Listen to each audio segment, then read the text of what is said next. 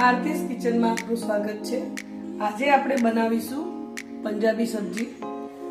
એના માટે મેં લસણ લીધું છે, આદુ લીધું છે, કાજુ લીધા છે, 3 ડુંગળી લીધી છે, 4 ટામેટા લીધા છે, આ મોટા એલચા છે, 4 ઇલાયચી છે, 2 તજના ટુકડા છે, 3-4 લવિંગ છે। હવે હું આની ગ્રેવી બનાવીશ। હવે આપણે આની ગ્રેવી બનાવીશું। એ ગ્રેવી પહેલા હું ફ્રાય કરીશ આ બધું નાખી, પછી એને ક્રશ કરીશ। પણ પહેલા આપણે જોઈ લઈએ કે કઈ રીતે ગ્રેવી બને છે। પેન મૂકી દીધી છે, એમાં હું તેલ નાખીશ। થોડું તેલ નાખવાનું છે।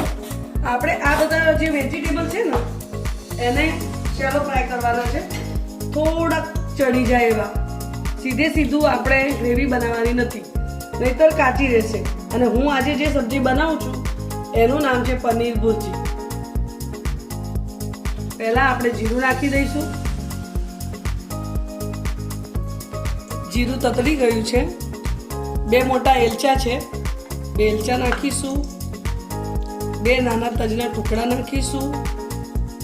3 ઇલાયચી નાખીશું અને 3 થી 4 લવિંગ નાખીશું। આ બધું આપણું ફ્રાય થઈ જાય એના પછી આપણે લસણ નાખીશું।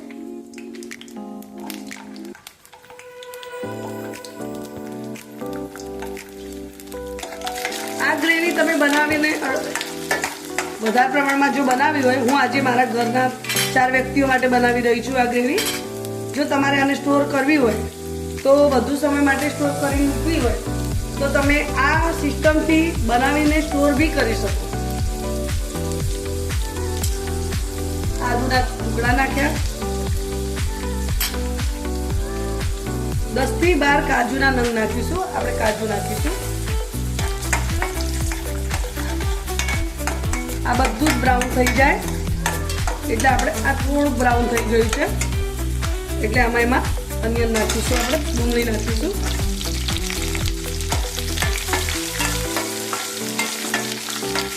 હવે ડુંગળી શેલો ફ્રાય થાય ત્યાં સુધી થવા દેવાની। ડુંગળી શેલો ફ્રાય થવા દેવાની। બધું જ બ્રાઉન થઈ ગયું છે। હવે આપણે એમાં ટામેટા નાખીશું। 4 થી 5 નંગ ટામેટા છે।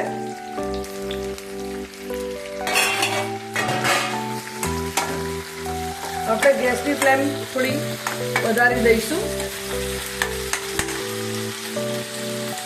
થોડુંક મરચું નાખીશું આપણે।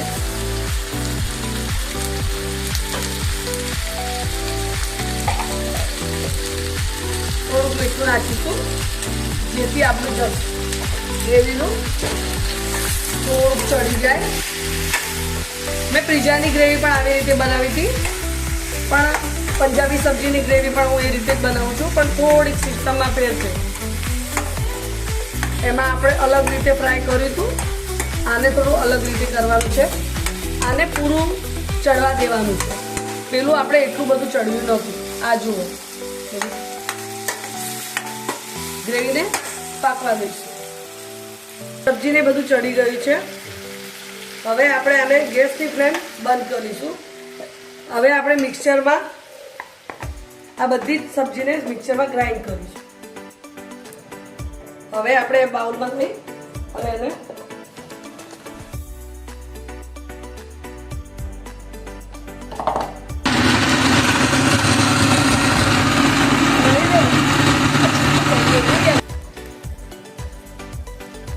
હવે આપણે તેલ નાખીશું કઢાઈમાં। મેં એની જ કઢાઈનો ઉપયોગ કર્યો છે। તેલ નાખીશું।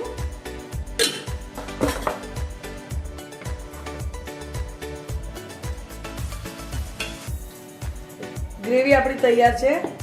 તેલ મૂકી દીધું છે, તેલ આવી ગયું છે।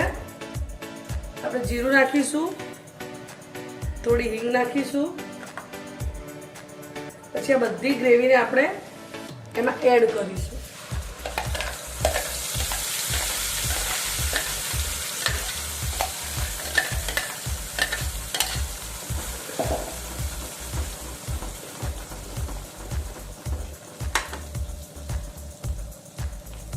આપણે એમાં મરચું નાખીશું। આ તીખું મરચું નાખ્યું છે, આ કાશ્મીરી મરચું છે, સહેજ હળદર નાખીશું, અડધી ચમચી ગરમ મસાલો નાખીશું,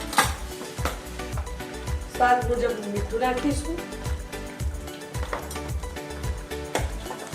સબ્જીમાં આ ગ્રેવીમાં તેલ છૂટે ત્યાં સુધી આપણે રાહ જોવાની. એક કેપ્સિકમ છે એ આપણે નાખીશું સબ્જીમાં અને હવે આપણે સબ્જીને ઢાંકી દઈશું. એ જ આ બાજુ પનીર છે. આ પનીર મેં ઘરે બનાવી છે. મારે આપણે જે રેગ્યુલર જે પનીર બનાવીએ એ છે. બહારનું પનીર કરતાં જો ઘરનું પનીર વ્હાઈટ છે એકદમ અને એકદમ સોફ્ટ છે. આ 100 ગ્રામ જેવું પનીર છે એ આપણે અંદર એડ કરીશું.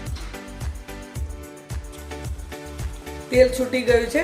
આપણે એમાં આ બધું પનીર એડ કરીશું જે આપણે બનાવી હતી. 100 ગ્રામ જેવું પનીર છે. આપણે પનીર ભુરજી બનાવીએ છીએ.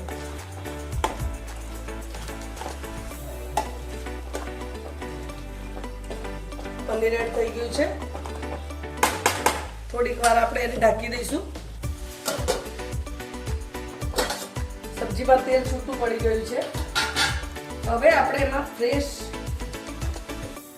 ક્રીમ નાખીશું જે આપણે ઘરની મલાઈ એ નાખી અને 2 મિનિટ ચડવા દઈશું આપણે પાછું. સબ્જી આપણી ઓલમોસ્ટ તૈયાર થઈ ગઈ છે.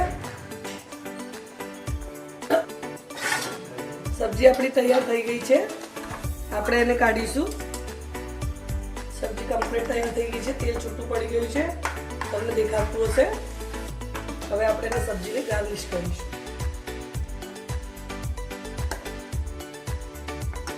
કોથમીર નાખીશું. ચીઝ સ્પ્રેડ કરીશું.